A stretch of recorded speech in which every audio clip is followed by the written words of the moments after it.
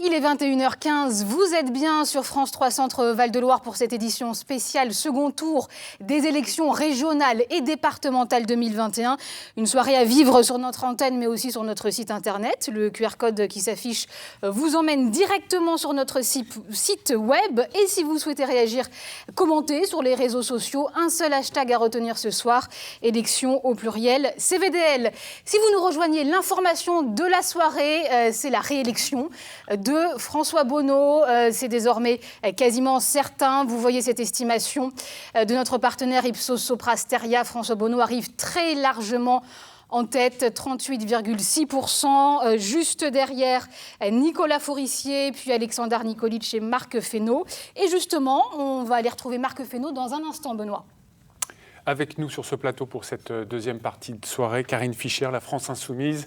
Vous aviez été choisie par Jean-Luc Mélenchon pour être chef de file au régional en Centre Val-de-Loire avec la liste Un nouveau souffle écologiste et solidaire. Merci beaucoup d'être... Bonjour, je précise que je n'ai pas été choisi par Jean-Luc Mélenchon. C'est une équipe régionale de campagne démocratique qui a fait ce choix. Donc ce n'est pas Jean-Luc Mélenchon qui vous a choisi. Non. Alors, en face de vous, Michel Chassier, Rassemblement National, conseiller régional du Rassemblement National. Vous étiez en lice au départemental dans le Loir-et-Cher sur le canton de Montrichard, mais pas de deuxième tour pour vous. C'est cela. Et puis toujours, bien sûr, Pierre Laurent, politologue et doyen de la faculté d'Orléans. Voilà, bonsoir à vous et bienvenue. On va revenir sur le débat en plateau dans un instant, mais d'abord on va retrouver Franck Leroy qui reçoit les candidats aux élections régionales à l'hôtel de région à Orléans. Franck Leroy, vous allez recevoir dans quelques instants Marc Fesneau. Est-il là? Non, pas encore. Il n'est pas encore arrivé, il est avec nos confrères de France Bleu Berry, mais dans quelques petites secondes, il sera là. Je vous fais signe. Faites-nous signe, on attend ça. Merci beaucoup. Franck Leroy, dans un instant, donc la réaction de Marc Fesneau, Benoît. On va tout de suite avoir la réaction de Karine Fischer. Après cette victoire assez aisée de François Bonneau, vous êtes allié à François Bonneau. Quel est votre sentiment ce soir ? Alors le premier problème, et je pense que je ne suis pas la seule à l'avoir déjà dit, c'est l'abstention, qui est quand même énorme, qui est quand même catastrophique, qui doit nous interroger au niveau national comme au niveau régional et au niveau local d'ailleurs. Je pense qu'elle va nous obliger à refonder notre démocratie. J'espère qu'on va finir par le faire. Alors on en a beaucoup parlé en première partie la semaine dernière, il y a un an avec les municipales. Avez-vous, vous, précisément des pistes de réflexion ? Alors, je pense qu'il y a, ça se joue à tous les niveaux. On a une hyper-présidentialisation du système politique français aujourd'hui. Donc, c'est quelque chose qu'il faut absolument combattre. Les gens ne voient plus l'intérêt des élections locales, notamment. On espère qu'ils vont se réveiller aux élections présidentielles et législatives, mais il faut aussi qu'on puisse faire en sorte qu'ils s'impliquent davantage, qu'ils soient davantage entendus aussi par les politiques. Mais il y a un réel désenchantement de la part des Français. Oui, il ne faut pas s'en étonner. Ils ont tellement été mal représentés, peu représentés, les gens les ont tellement trompés. Voilà, il y a beaucoup de gens qui ne savent même pas qu'il y a eu des élections aujourd'hui. Il y a des jeunes qui ne regardent pas la télévision, qui n'écoutent pas la radio, qui sont sur les réseaux sociaux. J'ai deux filles, donc j'ai fait mon petit sondage personnel, qui ont 18 et 20 ans. Elles me disent, en famille, nous en parlons, mais dans leur entourage, personne n'est au courant. Est-ce qu'elles sont allées voter ? Elles sont allées voter, j'en suis fière. Voilà, on va revenir sur l'abstention très forte chez les jeunes. Mais pour l'heure, ça y est, Marc Fesneau est arrivé sur le plateau de Franck Leroy. Au Conseil régional, c'est à vous. Merci Rebecca, bonsoir. Marc Fesneau, merci de nous faire l'amitié de passer ici à l'hôtel de région. 4e position ce soir. Comment s'est déroulée cette campagne? Comment l'appréciez-vous et quel est votre sentiment ce soir? D'abord, je voudrais saluer la victoire de François Bonneau, parce que je pense que quand on est en démocratie, quand on est un démocrate et un républicain, il faut saluer le vainqueur. Il est élu dans de bonnes conditions. Il lui appartient désormais de mener le projet qui était le sien, et peut-être, il l'a dit, on verra s'il le fait, d'écouter les forces de l'opposition qui sont prêtes évidemment à réfléchir ensemble sur les sujets du quotidien que sont ceux des citoyens. La deuxième chose, évidemment, regretter à nouvelle fois l'abstention. Nous n'avons pas réussi collectivement dans l'entre-deux tours à mobiliser. On reste à un étiage à peu près équivalent à celui du premier tour. Mais il faut qu'on s'en prenne à nous-mêmes et qu'on réfléchisse à la manière de mieux intéresser les citoyens, mieux clarifier les compétences et peut-être les voies et moyens de faciliter le travail de vote, si je peux dire, avec les voies et moyens qui peuvent exister désormais. Puis il faut qu'on s'interroge quand même assez puissamment sur les prestataires qui n'ont pas été au rendez-vous de la distribution des professions de foi. Quant à moi, je suis au fond très fier de l'équipe que j'ai animée pendant quelques mois. C'était une équipe très diverse qui avait réussi ce dépassement que nous attendons tant et que beaucoup de gens, sans doute encore ce soir, attendent. Et donc je suis très heureux d'avoir mené cette campagne qui était une campagne sur les convictions, sur le projet, sur le fond, pour faire en sorte qu'une autre politique s'ouvre à la région. Le résultat n'est pas au rendez-vous ce soir, mais je suis très fier de la campagne que nous avons menée. Et pendant les 6 ans qui viennent, nous pourrons en faire entendre la voix des modérés, des centristes. La non-réalisation de cette fameuse alliance entre les deux tours avec le républicain Nicolas Forissier, c'est un motif de regret également ? Oh, c'est pas pour moi, puisque je l'avais proposé. C'est effectivement un motif de regret. Je l'avais proposé. Ça n'a pas été voulu par le candidat Nicolas Forissier. On peut le regretter quand on voit les résultats de ce soir. On peut aussi constater que les électeurs nous ont fait confiance au premier tour et au deuxième tour. Donc eux aussi regrettaient qu'il n'y ait pas eu cette alliance et se sont reconnus une deuxième fois. Je maintiens le meilleur score, même si ce n'est pas une autosatisfaction, mais une satisfaction de la majorité présidentielle dans les régions. Mais manifestement, il y avait une équation qui pouvait se construire. En même temps, on ne va pas pleurer sur le lait renversé, comme disent les Anglais. C'est fait, c'est fait. Désormais, nous défendrons nos idées à l'intérieur de l'hémicycle régional. Votre avenir politique, quel est-il ? Vous retournez à Paris, vous reprenez votre poste de ministre chargé des relations ? Demain, en fin de matinée, au ministère des Relations avec le Parlement et de la Participation citoyenne. Et puis vendredi, je serai là pour l'installation de l'institution régionale, de l'hémicycle régional, de l'Assemblée régionale. Merci infiniment, merci à vous. Marc Fesneau. Bonne soirée. Merci. Voilà, Rebecca. Merci beaucoup, Franck. Merci à Marc Fesneau, votre invité. Très fair-play donc ce soir. Je vous rappelle donc que c'est François Bonneau qui est largement réélu à la tête de la région, le président du conseil régional sortant qui s'exprimait tout à l'heure. On l'écoute. Ce soir, le score qui est obtenu par la liste de fusion, il est supérieur à celui qui a été obtenu par la somme des deux listes, le Nouveau Souffle et Plus Fort Ensemble. Ce soir, nous avons très clairement et très nettement la validation d'une dynamique, la validation d'une dynamique d'union qui considère que lorsqu'il s'agit d'une collectivité territoriale que nous aimons, à chaque fois que nous savons nous dépasser, à chaque fois que nous savons mettre de la volonté, mettre du désir, mettre de l'espoir. À chaque fois que nous savons faire cela, alors nous trouvons celles et ceux qui croient que nous pouvons converger par-delà nos différences, converger pour relever les défis. Voilà pour la réaction de François Bonneau, dont je vous rappelle le score encore hypothétique ce soir, c'est une estimation 38,5, mais bien sûr, il est largement en tête, on attend les résultats définitifs. On va prendre à présent la direction du Loiret, du conseil départemental du Loiret plus précisément, pour retrouver Marc Godet à propos des élections départementales. Marc Godet, président sortant du département du Loiret, candidat à sa réélection pour l'UDI sur le canton de Pithiviers. Avez-vous des résultats pour ce qui vous concerne ce soir ou des tendances ? Ah bah oui, je pense que tous les cantons ruraux sont gagnés, sont maintenus dans notre majorité départementale. Et clairement, bon, avec des scores parfois très importants, au-delà de 70%, au-delà de 73%. D'autres cantons, comme le canton de Gien, où notre binôme était candidat face au maire de Gien. Là, par contre, c'est une défaite, mais le maire de Gien a toujours annoncé qu'il siégerait dans la majorité départementale, donc ce n'est pas un canton perdu. En revanche, c'est plus sur les cantons de la métropole, où là, on n'a pas encore tous les résultats. Le canton de Saint-Jean-de-Bray, je le mets de côté puisqu'il opposait Vanessa Slimani à un candidat écologiste. Donc pour nous, il était impossible d'avoir ce canton. Ensuite, les cantons de Fleury, Saint-Jean-de-la-Ruelle, je pense qu'à cette heure-ci, ils sont plutôt maintenus dans la minorité. Restent les cantons d'Orléans où je n'ai pas tous les résultats. Alors justement, vous avez un petit peu devancé notre question. Hormis à Orléans, la droite truste les cantons des zones rurales. Comment vous expliquez-vous, Marc Godet, cette différence entre vote des champs et vote des villes ? Je pense que nous sommes beaucoup plus visibles en milieu rural. C'est-à-dire que le conseiller départemental, il est très présent sur le territoire. Il a des politiques peut-être qui sont plus visibles au niveau des aides au territoire, alors que sur la ville d'Orléans ou sur la métropole, c'est un peu plus dilué. Donc l'impact n'est pas le même. Même si nos politiques sociales sont menées de façon identique, que ce soit sur Orléans ou sur des communes comme Pithiviers ou plus modestes. Donc voilà, mais c'est peut-être un problème de visibilité.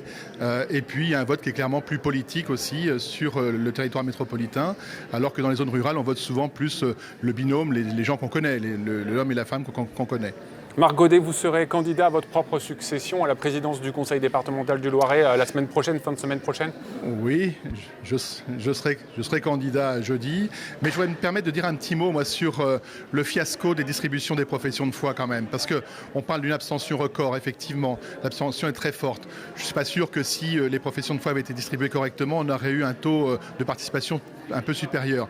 Mais en tout cas quand même, pour ceux qui nous ont donné les leçons, ceux qui disaient que l'ancien monde était terminé, qu'il fallait passer maintenant au nouveau monde, on voit qu'ils font nettement moins bien, puisque là, les professions de foi qu'on a travaillées, chaque candidat a rédigé une profession de foi, pensant qu'elle serait distribuée de façon, je dirais, sur tout l'ensemble du territoire. Et ce qu'on voit, c'est qu'il y a des distributions complètement aléatoires.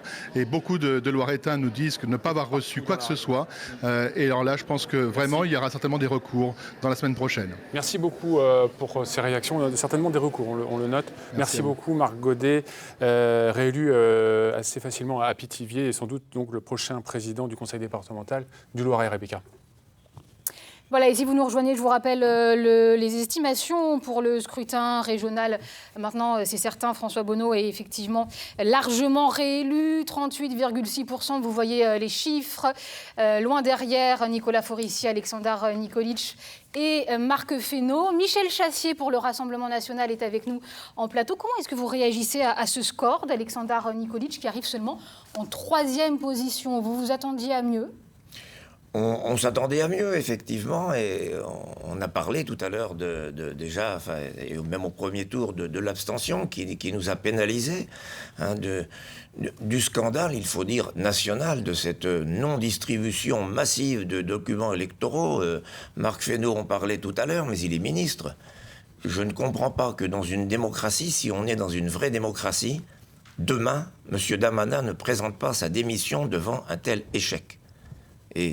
Vous demandez la démission du ministre de l'Intérieur? Je pense que dans une démocratie, après un tel cafouillage, il avait dit en plus entre les deux tours qu'il allait corriger les choses, ça n'a pas été le cas. Au contraire, il y a même eu des dysfonctionnements plus graves, puisque des professions de foi du premier tour ont été distribuées entre les deux, semant la confusion, notamment lorsqu'il y a eu fusion de liste pour la gauche. Donc c'est quand même quelque chose qui ne s'est jamais vu jusqu'ici en France. C'est un échec considérable. Je réagirai aussi sur le triomphalisme de François Bonneau. Il y a une prime au sortant dans toutes les régions, une très nette prime au sortant, et de tous les présidents de régions sortants, c'est quand même un de ceux qui est le plus mal réélu. Et je rappellerai que pour la 3e fois consécutive, et c'est un président, encore une fois, minoritaire.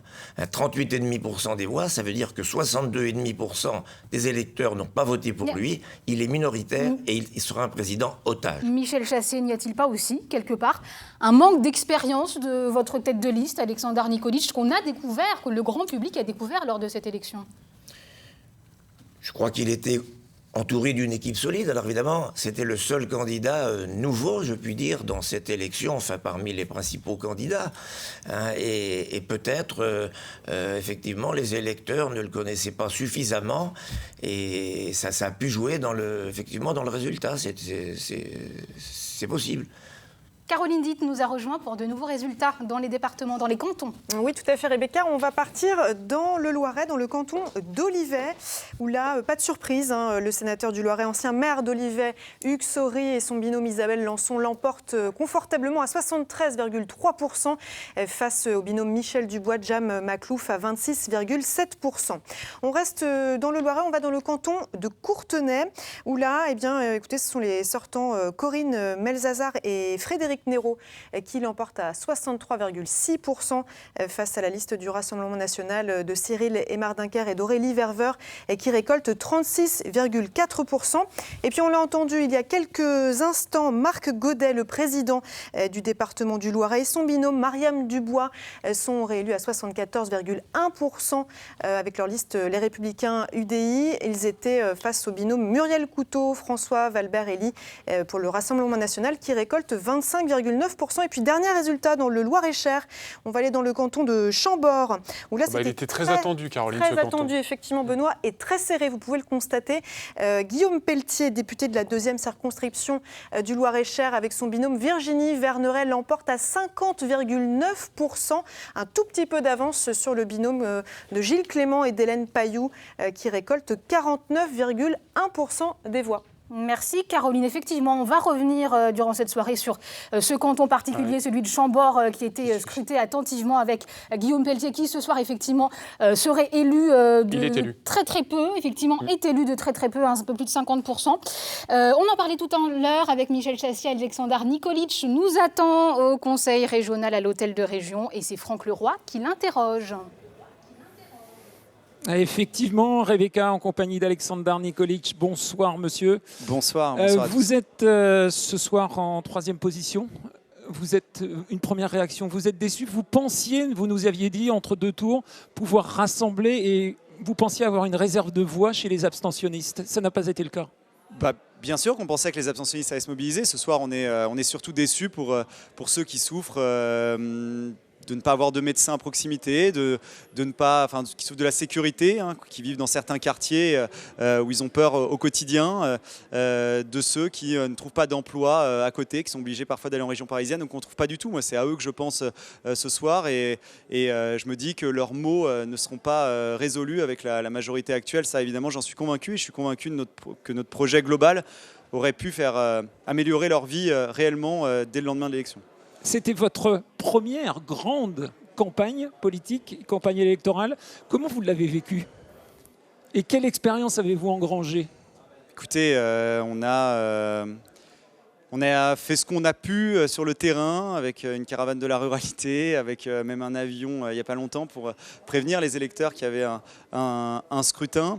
Globalement, on le voit en France, l'abstention a pénalisé notre formation politique, mais on a vu que surtout ce qui est inquiétant, c'est que les classes moyennes, les plus jeunes, ne sont pas allés voter. On voit que les tranches d'âge qui votent le plus, c'est les plus de 70 ans. Si l'électeur lambda maintenant qui se préoccupe des collectivités locales à 70-75 ans, c'est inquiétant. Plus de 60% au premier tour des plus de 70 ans avaient voté. Enfin, aujourd'hui, ça intéresse surtout ceux qui sont impliqués dans la vie locale autour d'eux, le réseau associatif des maires et quelques personnes âgées malheureusement.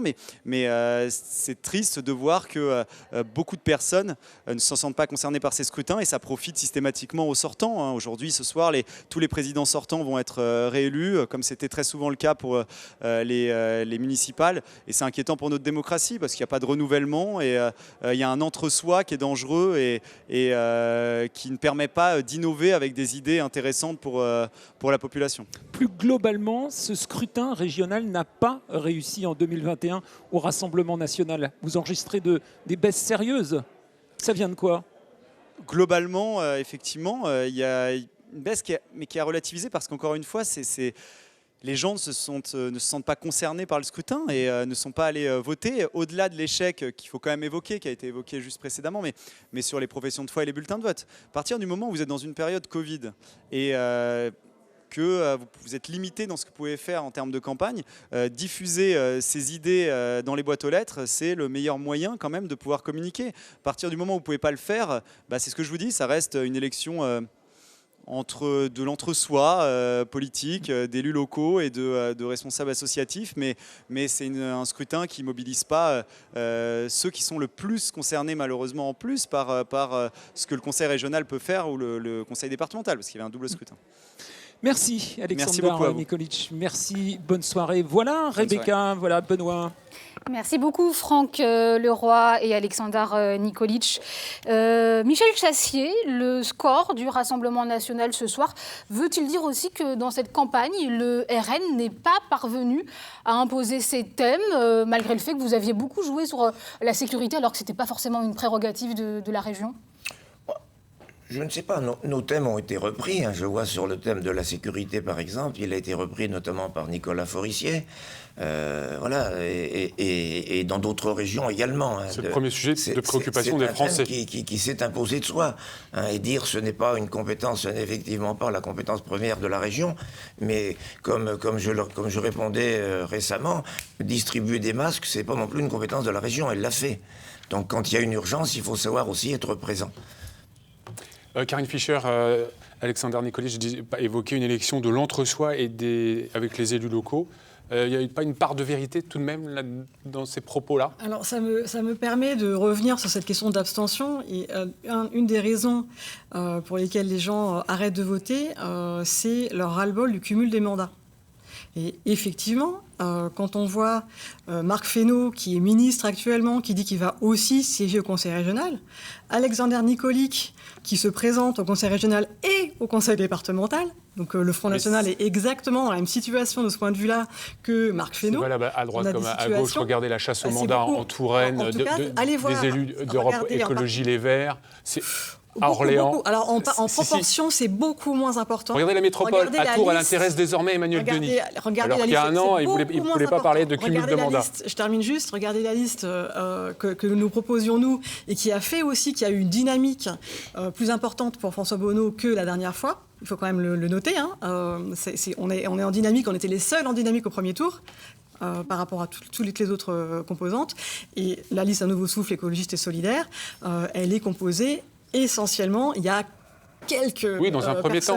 Mais encore aujourd'hui, on a des citoyens engagés qui vont rentrer au Conseil régional, qui ont été élus à rien du tout avant. Moi, je n'étais pas élu avant, j'ai été conseillère municipale 2 ans dans une petite ville. Donc on ramène ce sang neuf. Parfois, un seul mandat ne suffit pas à vivre correctement. Alors c'est effectivement un problème. Dans un nombre de cas, il se trouve qu'au Conseil régional, manifestement, un certain nombre de gens travaillent encore à temps partiel, par exemple. Est-ce que c'est possible? Est-ce que c'est souhaitable? Ça fait partie des questions qu'il faut qu'on se pose. Maintenant, quelqu'un qui ne fait plus que ça, je ne pense pas que ce soit une bonne idée non plus, personnellement, surtout au niveau local.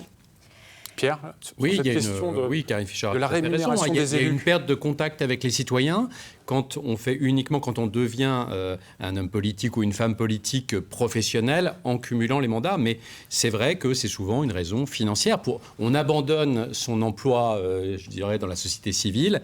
Et on devient un professionnel de la politique. Un seul mandat, généralement, ne suffit pas à vivre. Ne suffit pas. Un élu du conseil départemental qui n'est pas vice-président va toucher 1 600, 1 800, proche parfois des 2 000 euros en fonction de la population du département. Mais voilà, c'est des vrais sujets donc on au conseil évoque départemental, rarement. C'est très difficile d'être élu si vous n'êtes pas auparavant élu municipal ou dans une autre collectivité. Allez, direction à présent, si vous le voulez bien, le département du Loir-et-Cher. On va retrouver sur place Marine Rondonnier. Marine qui est plus précisément sur le canton de Chambord, dont on parle beaucoup avec la candidature de Guillaume Pelletier. Guillaume Pelletier, élu ce soir avec 50,9%. Marine. C'est ça, tout juste 135 voix d'avance. Et je peux vous dire que dans le camp de Gilles Clément et d'Hélène Pailloux, ça a été une soirée très très difficile. Ils y ont cru jusqu'au dernier moment. Il restait 2 communes à 21h, Malives et Montlivaud. Ben non, Guillaume Pelletier était en tête. Donc voilà, ici c'est un petit peu c'est vraiment la grosse déception. Ils y ont vraiment cru jusqu'au bout, surtout qu'entre les 2 tours, les candidats d'hiver droite et la gauche unie avaient appelé à voter Gilles Clément pour ce second tour, mais ça n'a pas suffi. Voilà, Guillaume Pelletier est élu avec Virginie Verneret. Ils vont entrer donc au conseil départemental et vont renforcer cette majorité départementale de droite et de centre. Merci beaucoup Marine, en direct du canton de Chambord. On attend effectivement de voir si Guillaume Pelletier acceptera de s'exprimer sur France 3 Centre Val-de-Loire ce soir, Benoît. Alors Marine évoquait que Guillaume Pelletier allait renforcer la majorité départementale de Loir-et-Cher. On le verra. Est-ce qu'il n'y a pas un risque plutôt de division? Oui, tout à fait. Déjà engagé, évidemment. Relativisons. C'est effectivement un succès. Il est élu. Ça a été vraiment très serré. Il est quand même numéro 2 de LR au niveau national. Il était pressenti et même présenté comme la tête de liste pour LR au niveau régional au départ. Ouais. C'est quand même pas un triomphe d'empereur romain. Hein. Non. Caroline Dill, vous avez de nouveaux résultats à nous communiquer? Oui, nous allons partir en Eure-et-Loire, sur le canton d'Illiers-Combray, où la sortante et ancienne députée Laure de la Raudière l'emporte avec son binôme Hervé Buisson à 65,8% face au binôme du Rassemblement national de Sandra Dezaver et de Kevin Lambert à 34,2%. On reste en Eure-et-Loire, on part dans le canton de Lucé, où c'est le binôme Emmanuel Gélineau-Boutet Bertrand Massot qui l'emporte très largement à 71,5%. 71,8% face au Rassemblement national et le binôme de Béatrice Biette et d'Éric Lacroix qui récolte 28,2%. Et puis on était en Loir-et-Cher il y a quelques instants, on va y retourner plus précisément dans le canton de Sologne où c'est le sortant Pascal Bioulac et son nouveau binôme Agnès Thibault qui l'emporte à 79,2% face au binôme de Philippe Bob et de Jocelyne Leroy qui récolte 20,8%. Un dernier résultat toujours en Loir-et-Cher dans le canton du Perche où là ce sont les deux conseillers départementaux sortants Florence Doucet et Bernard Pillefer qui l'emportent aussi confortablement à 73,8% face au binôme Monique Baron et Éric Elliot qui récolte 26,2% des voix. Michel Chassier, le Rassemblement national va-t-il rentrer dans les hémicycles départementaux?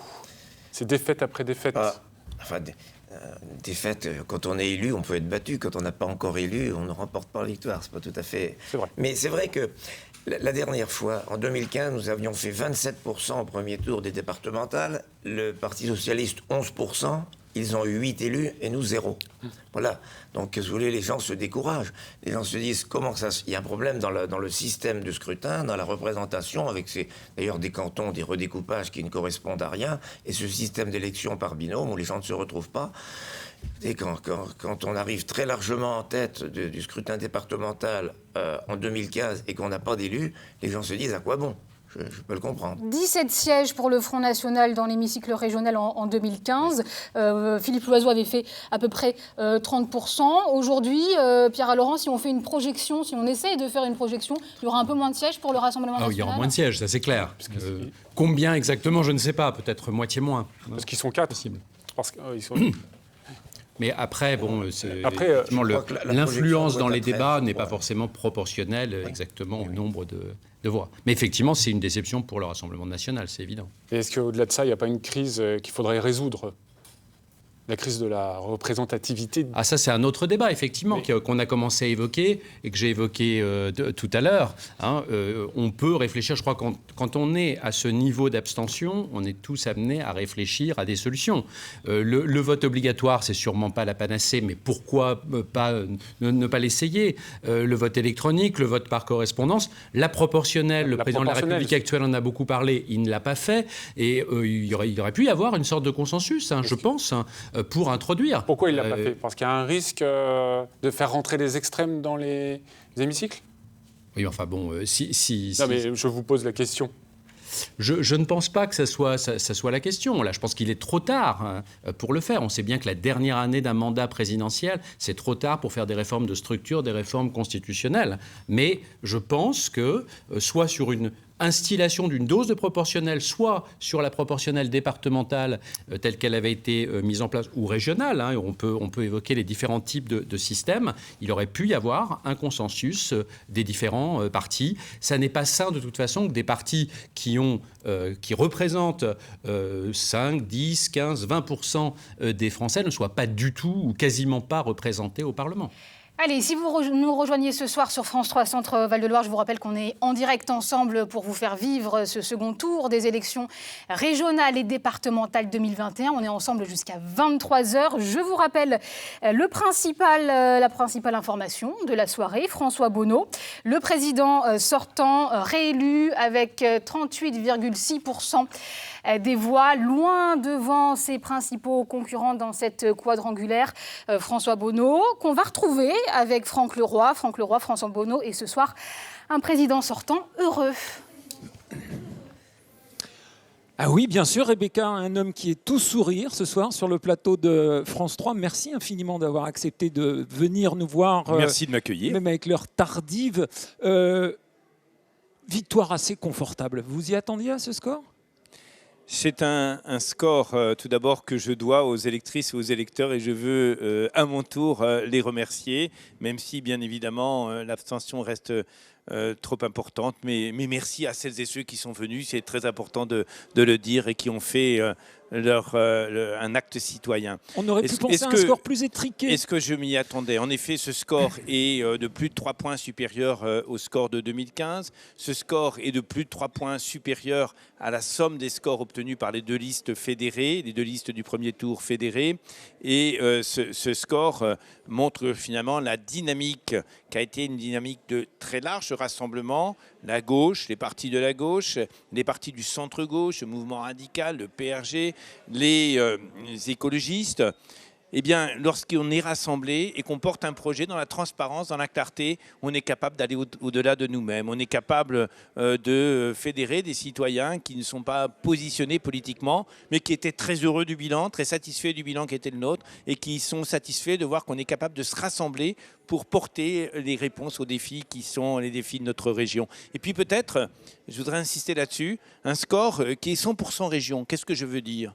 Bien, moi, je n'ai pas positionné cette campagne comme une espèce de galop d'essai d'une présidentielle pour telle ou telle formation politique. Là n'est pas le sujet. Le sujet, c'est la décentralisation, c'est la région, c'est ses compétences, c'est le défi que nous voulons relever sur la santé, c'est celui de la formation professionnelle, c'est celui du développement économique, c'est celui du climat, comment concrètement, ce que j'appelle l'écologie des solutions. Merci aux électeurs d'avoir soutenu la liste qui n'était absolument pas dans une logique de pré-présidentielle, mais dans une logique de territoire. La grande priorité de ce nouveau mandat, ça va être quoi? La santé notamment?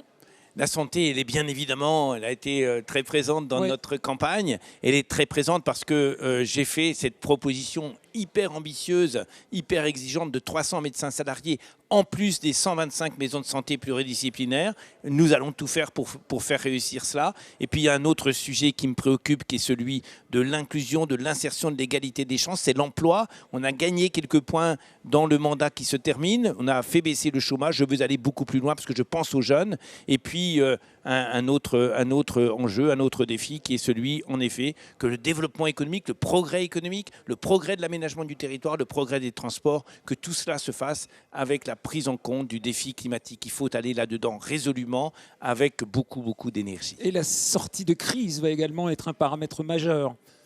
La sortie de notamment crise, pour nos entreprises. La sortie de crise, elle est un paramètre majeur depuis maintenant un certain nombre de mois, ce qui a amené, vous l'avez vu, une région très engagée. J'ai multiplié le budget de l'économie par 2 dans ce budget 2021 pour répondre véritablement aux enjeux des entreprises. Il va falloir poursuivre ce travail, que les entreprises qui sont en fragilité ne tombent pas, que les salariés soient protégés dans leur emploi et surtout que nous ayons par rapport à ça ce processus de réindustrialisation, de relocalisation, de circuits courts, d'économie circulaire qui nous permet de développer à la fois l'économie et l'emploi et de le faire en préservant notre environnement. Ça sera ma dernière question parce que j'aimerais bien avoir votre avis sur la question. On est face à une abstention qui bat tous les records. Faut-il, selon vous, rendre le vote obligatoire en France ?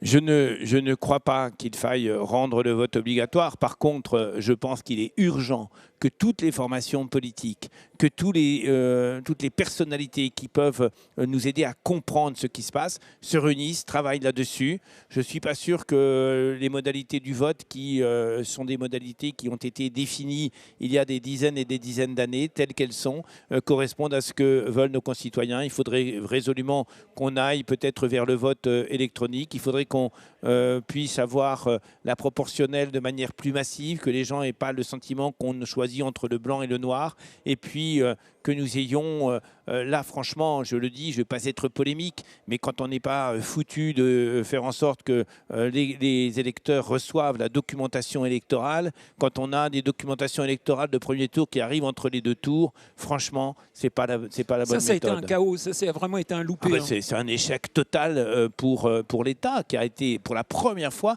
totalement incapable. Moi, j'avais écouté le ministre de l'Intérieur, M. Darmanin, lundi dernier, qui disait, voilà, on a bien compris les enjeux du premier tour, la propagande électorale qui n'avait pas été diffusée.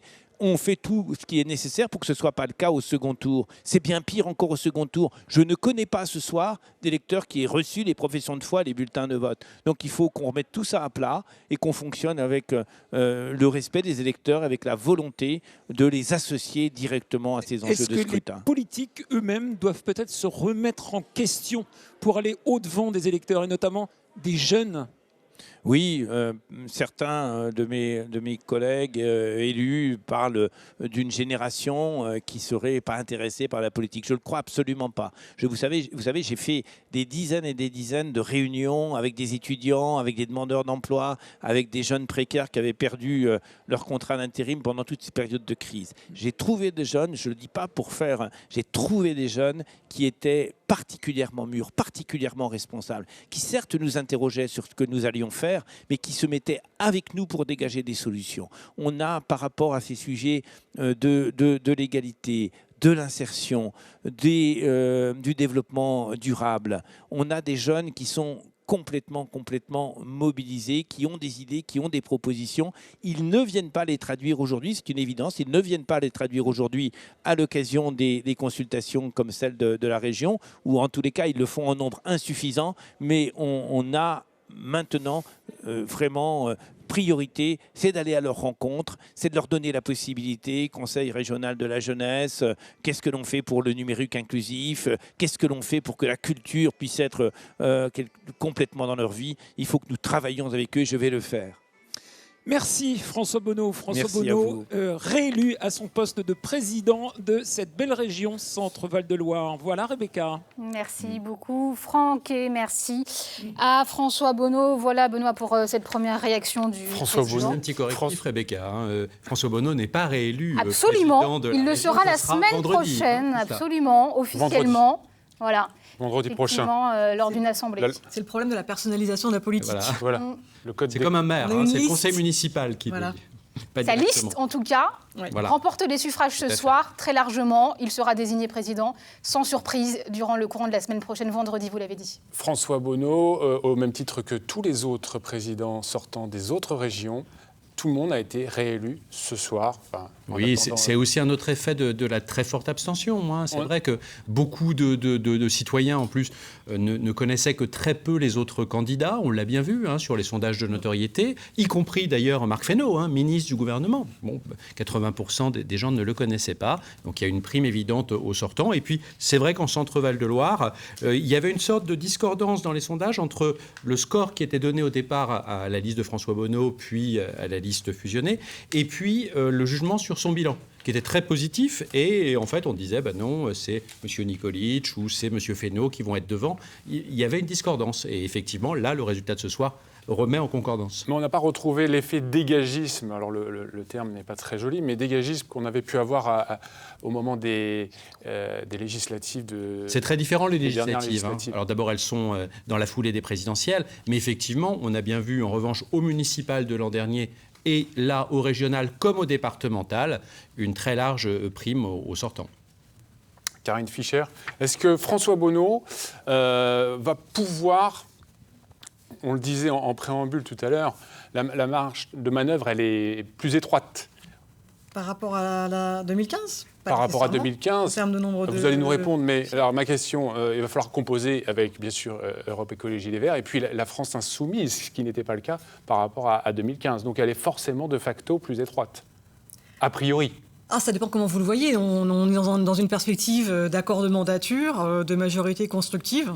On nous taxe souvent de sectarisme, alors qu'en réalité, pour nous, c'est une richesse d'avoir eu 2 listes au premier tour, d'avoir construit des choses ensemble et d'être capable d'avoir des délibérations qui font que l'intelligence collective nous amène vers des solutions qui sont, j'espère, meilleures pour tout le monde. Donc nous, on voit ça plutôt comme quelque chose de constructif et d'intéressant potentiellement. Notre objectif du côté des écologistes, insoumis, citoyens de la liste de premier tour, un nouveau souffle écologiste et solidaire, c'est d'être des élus de combat, de pousser plus loin la transformation écologique et solidaire que peut-être ne voudrait le faire François Bonneau.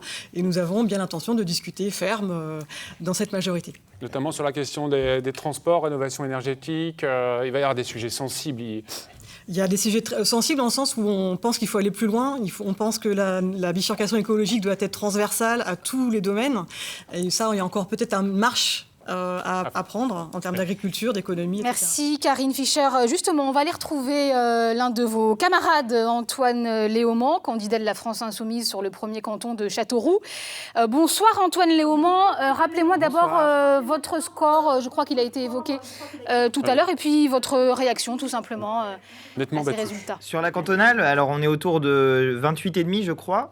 Ce qui est un score plutôt satisfaisant, étant donné qu'on a progressé de 6 points. On a même passé la barre des 30% dans plusieurs bureaux de vote, et notamment dans ceux où on a fait des porte-à-porte, ce qui montre que quand on arrive à avoir du temps pour aller convaincre les électeurs, on y arrive partiellement, mais en tout cas on y arrive. On a réussi à faire monter la participation dans les bureaux de vote où nous avons fait ces porte-à-porte.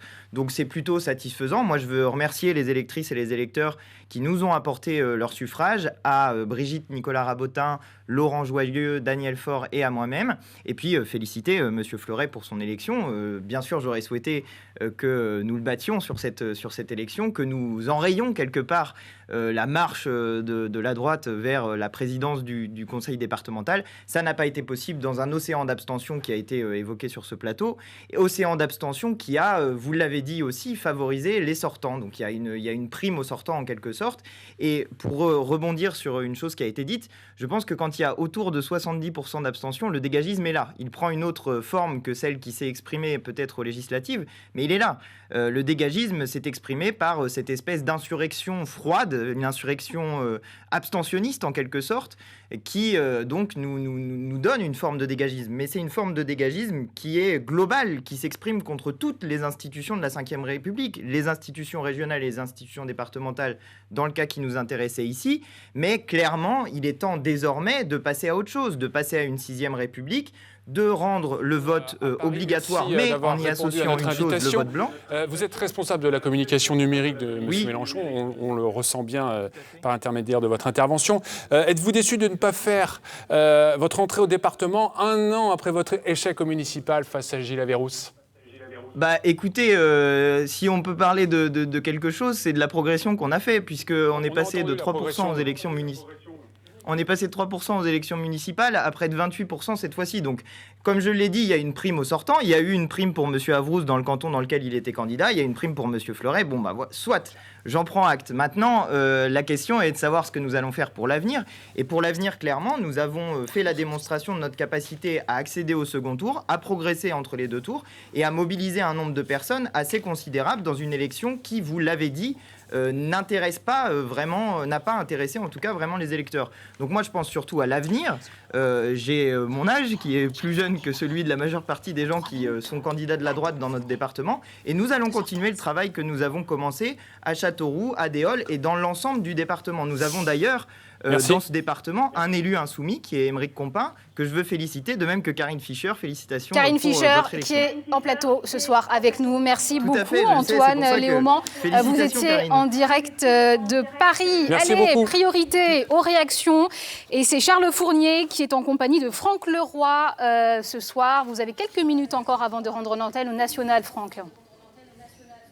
Exactement, Rebecca, en compagnie de Charles Fournier, Europe Écologie Les Verts, qui lui aussi affiche un large sourire ce soir parce que vous avez augmenté vos scores et en plus vous avez réussi l'alliance à gauche. Oui, nous sommes la seule liste, les écologistes, à progresser en nombre de voix malgré une abstention de 20 points supplémentaires au premier tour. Donc nous avions déjà, je crois, marqué un peu ce scrutin par cette progression. Progression, si on y ajoute la liste dissidente qui aurait été encore plus importante, qui nous aurait placé aux alentours de 14%. Qui avait fait, je crois, aux alentours de 4%. 4%. Et donc, quand on additionne ces deux listes qui se présentaient sous les couleurs de l'écologie, on arrive à presque 15%. C'est pas rien. C'est pas rien du tout quand on regarde les scores qu'ont pu faire les autres listes. Et puis oui, nous sommes une des régions où nous avons réussi l'alliance. Je regarde dans d'autres régions, ça a été plus compliqué. Nous, ici, les règles ont été respectées, peut-être parce que notre score permettait qu'elles le soient plus facilement, mais je crois aussi parce qu'il y a une tradition. Dans cette région, nous avons appris à travailler ensemble en 2010, en 2015. C'était la même situation finalement. Et je crois que la stratégie que nous avions choisie est finalement la bonne. Je crois que vous avez une grande habitude du travail en commun avec les socialistes. Bien sûr, nous avons une expérience du travail en commun. il est normal dans une élection à la proportionnelle que nous présentions nos valeurs, notre projet. J'aurais aimé évidemment pouvoir être en position d'organiser ce rassemblement, mais j'avais dit clairement que nous participerions à ce rassemblement sous condition. Et aujourd'hui, nous avons un score qui nous permet d'être exigeants sur nos priorités, d'être exigeants sur la façon de concevoir ce rassemblement. Et je l'ai dit souvent d'ailleurs, ça ne sera pas un rassemblement de juxtaposition, il faut aller au-delà. La situation invite à aller bien au-delà. Merci infiniment. Merci Charles Fournier. Beaucoup. Voilà Rebecca. Merci Franck Leroy, merci Charles Fournier. Voilà, il est quasiment 22h. On va se quitter quelques instants, le temps de retrouver Carole Gessler et Francis Letellier à la rédaction nationale à Paris pour l'ensemble des résultats dans toutes les régions de France. On se retrouve, nous, dans quelques instants à 22h15 pour la troisième partie de cette édition spéciale en compagnie de Benoît Bruer et de nos prochains invités, notamment Caroline Janvier pour La République En Marche et Alexandre Avril, maire LR de Salbris. À tout à l'heure. Et merci à vous.